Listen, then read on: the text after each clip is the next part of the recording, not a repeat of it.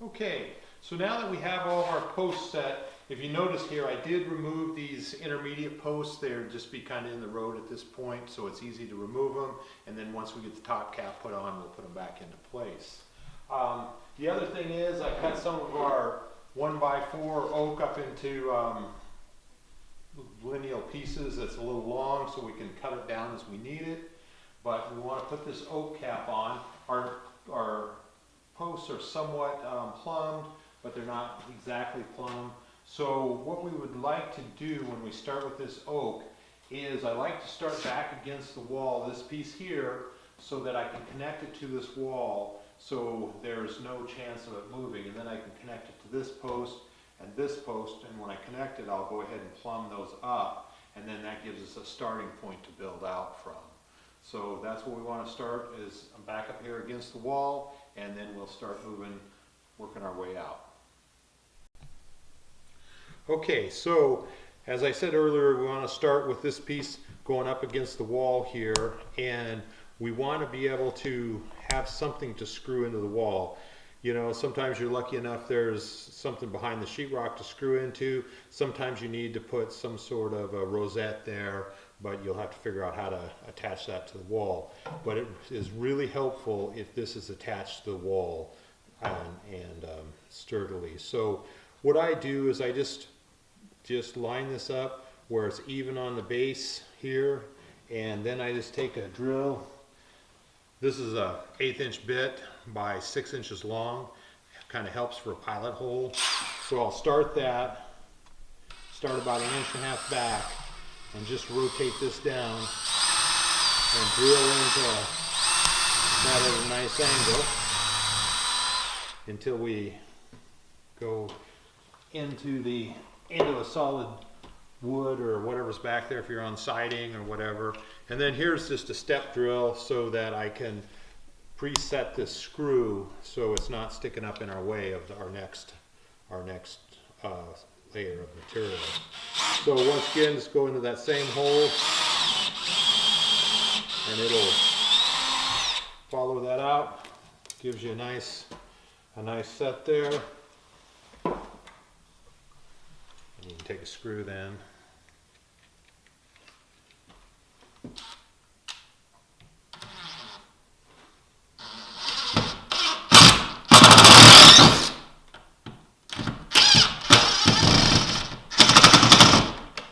Then we're anchored good to the wall.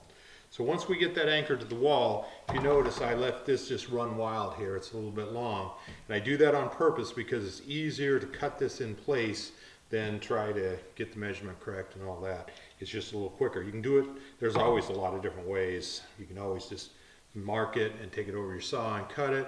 One of the ways I like to do is I just go ahead, lay my piece across here and mark it, and then I go ahead and cut it with my saw, is how I do it. So I'll do that next. Okay, grab our next piece here. That'll go across from there to there. So what we want to do is just once again line it up on this. We have already plumbed these posts. You want to check and make sure these posts are fairly plumb when you do this, and that way we won't get out of sync. And I just bring it across like that, and you can just take your pencil and mark this, and that's where our next cut's going to be. So we're going to want to cut this off so that it's here. And like I say, you can take it loose, take it to your chop saw, however you want to cut that, but that needs to be cut. And so I'll do that next. Okay, I've attached this piece of oak down to here. I've cut it to the length. I have it screwed to the wall, and I did plumb this, and this is still fairly plumb, so we're where we want to be. So I want to center this up on this post, and I want to go ahead and temporarily screw it down, and that will give us. And I might add, I've still left all of our posts are still with temporary screws in them. So once we get this top cap on, we'll come back and put the screws in, the permanent screws in the face plates. So just hadn't brought that up before, but that's something we need to bring up. And I went ahead, when I was doing this, I went ahead and cut this piece to length. So we have this piece to here. So what we're doing is we're tying this all together. And you might notice on these, if you watched some of our older videos, we were doing a different top plate, and we've changed to this 90-degree top plate for the corners. And the reason we did that is it ties it together a little bit better. Our old corner plates, you cut at a 45, and I've changed that. This is a little simpler, cuts together a little bit better, and then also when you put your top cap on, it will be 45, and it's a little cleaner that way. So that's why we changed that, if you notice that, if you've watched any of our older videos. So I'm going to go ahead and temporarily screw this down. Like I said, I've already cut it. Put a couple of screws in it, just small. And I'm just temporarying this down with just 1-inch sheetrock screws just to get it held into place. So I'll get this couple in this one. And we'll do the same thing here.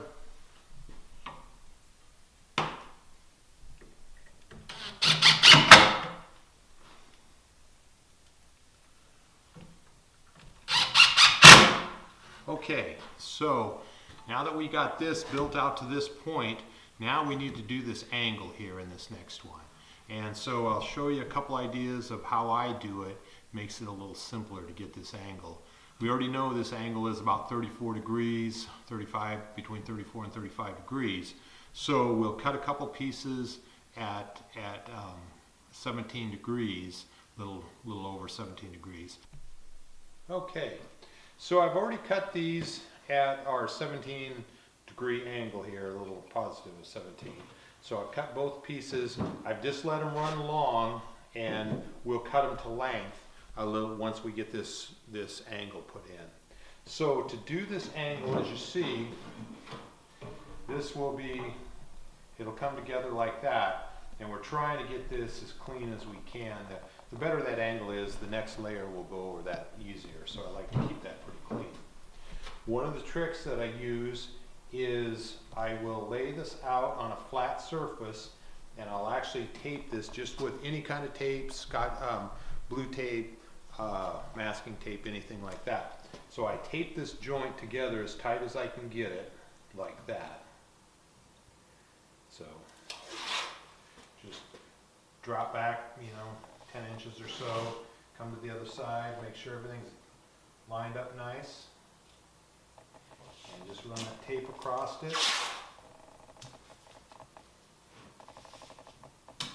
And I put several layers on there. It just helps. This tape's pretty flimsy, so you don't want it to rip when you're trying to glue up that joint.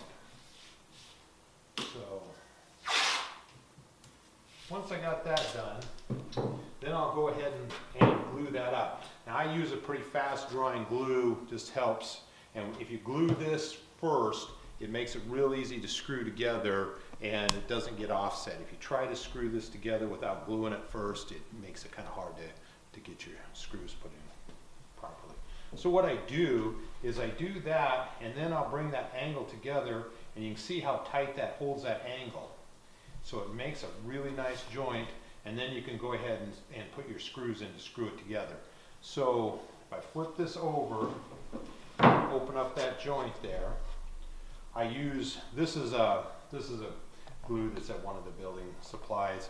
It's actually almost like a super glue, but it does have an activator, and when you put these two together, it dries almost immediately. So you got to be prepared for it. But it works pretty good for a temporary hold. I wouldn't suggest this for a glued joint that you planned that the glue was going to be a major part of holding the joint together for long term. But for just holding it in place where you get it all screwed down, this works pretty well.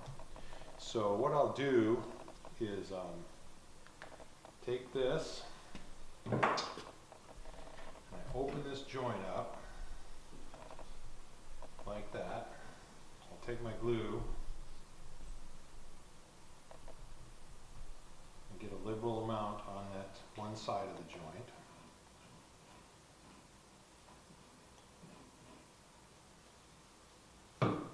Then I'll actually take my activator and spray the other side. When you put these two together, you got to be prepared because it's pretty quickly it dries. Now, if you're not using this type of glue, once you get it to that point, you can go ahead and use your tape once again to hold it in place. Just wrap it over the end, bring it down here, wrap it down here, and get a good, take a couple pieces and go over like that. And that'll hold that joint together long enough for, like if you use, super glue works pretty well on this, and obviously it dries pretty quick, not as quick as this. But if you're doing any of that, that's how you get that joint held together. Okay, now this joint is already hardened off. It's only been a few seconds, so we'll pull this off. And this joint's not super strong with just that glue on it, so the guy doesn't want to pry around on it too much. Also, you probably want to clear out any glue that's in the inside corner of that joint there. Just take a chisel or something, kind of clean that up because that sets pretty tight. So once we got that done, flip it over there, and there's our little hinge joint. You can see this brings it together pretty good and holds it in place so that you can screw it. At this point, you can go ahead and pull this tape off of the top. And that's a pretty good way to do a lot of joints, just to hold them in place. Just make a little hinge point. When that comes together, it helps pull that down tight. So it holds it in place, because it's always hard to hold this stuff in place and drill it, and the grain kind of wants to pull your drill off and stuff. So once you get that in place, we can just go ahead and take our drill again and just work our way to the start there.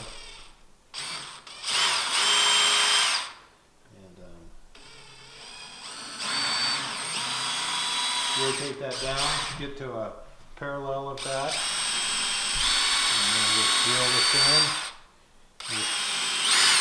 Just make sure we give ourselves plenty of room on the next piece. And I always like to do a couple screws into that.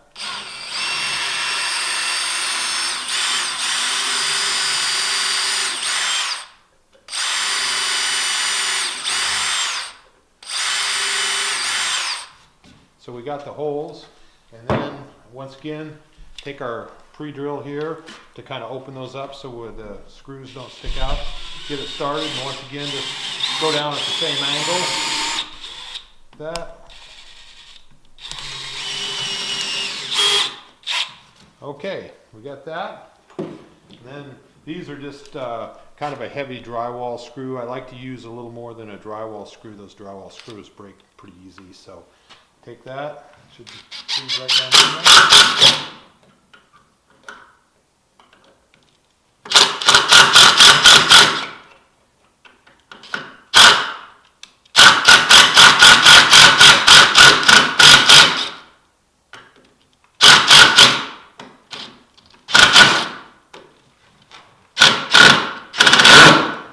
Okay, we're good and tight there, and the screw's not sticking out. We'll do this other one.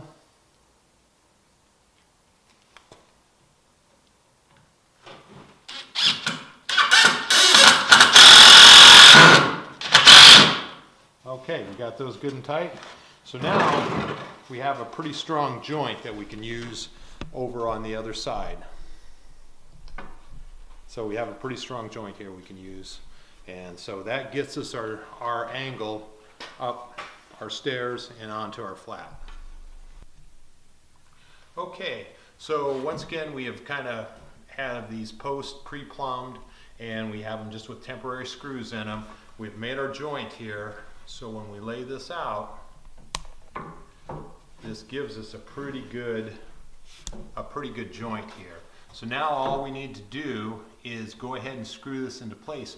We can cut this after the fact with a skill saw here. So we'll screw this all down, and same thing with this. We just let them run long on this end, and that gives us a pretty good way to get this joint, get it tight, and everything in line. So now I can plumb this post, and I can go ahead and temporarily screw this down, so I can make this cut here, and that'll give us those angles. Okay, so our post here isn't totally square. I can feel here underneath, and we want to keep this square. So what I'll do is I'll back up these temporary screws a little bit and allow me to move this post so I can square that up.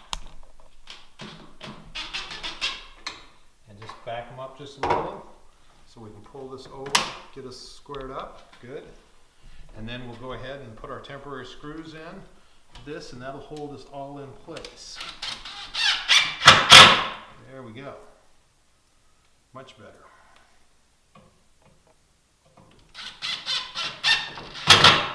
There. And then we'll come down to here, and we're a little bit offset there, but we'll come right into place. And we'll put a couple temporary screws in this. Okay.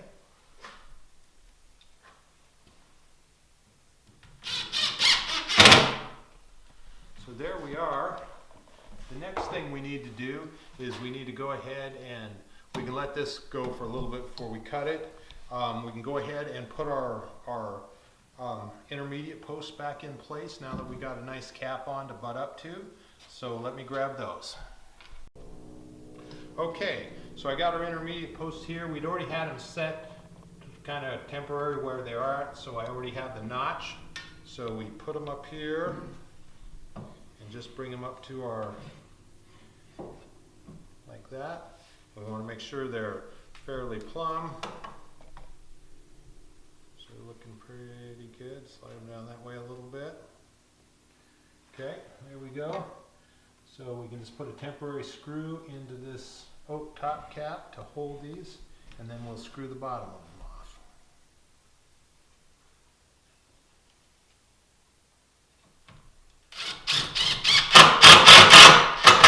There's one screw there. And I'll put a couple temporary screws in the bottom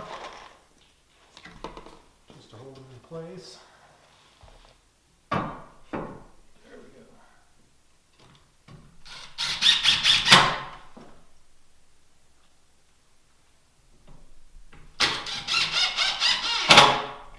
And for these temporary posts, I use a little longer screw, 1 5/8" this sheetrock screw to temporary them in, and then just 1 inch for going into our oak cap so it doesn't stick out the top and scratch anybody. Once again, take this, put them up here, make sure they're fairly plumb. Hold that right there.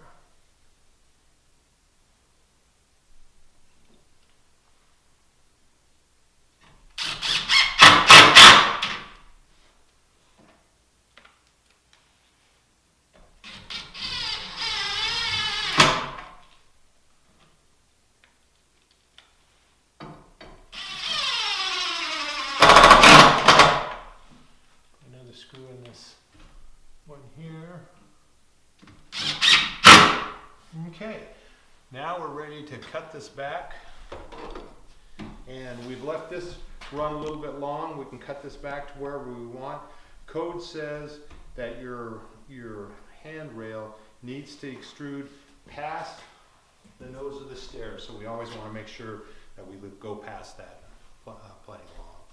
And to cut this piece up here, we just need to take any kind of square, and you can just do that, mark it, and then just take a skill saw and cut it off. Thanks. Now that we've got our oak top cap all trimmed back, it's time to go ahead and put the screws, the permanent screws, into the post. So we have the 1 inch screws that we send by 14s that go through the plates into the top cap. So what I normally do with that, I use a 3/16 drill bit, so I drill those holes completely through. So I'll go underneath and just drill one of those holes completely through like that. And then I'll go ahead and take one of these, like I say, 1 inch by a 14 gauge screw, and I'll just screw those in and attach all my top plates